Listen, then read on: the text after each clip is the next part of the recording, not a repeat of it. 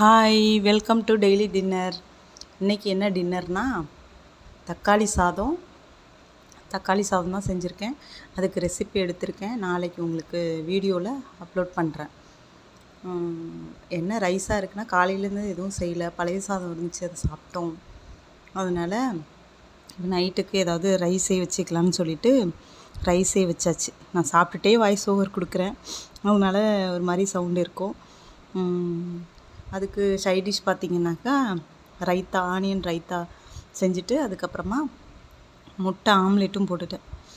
எனக்கு ஆம்லேட் அவ்வளோ இஷ்டம் கிடையாது, ஆனால் அவங்களுக்கு ரொம்ப ஆம்லேட்னால் ரொம்ப பிடிக்கும்.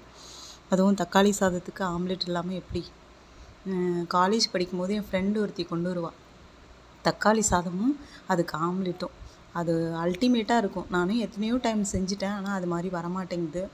வீடியோ பிடிச்சிருந்தால் லைக் பண்ணுங்கள், ஷேர் பண்ணுங்கள், சப்ஸ்கிரைப் பண்ணி சப்போர்ட் பண்ணுங்கள்.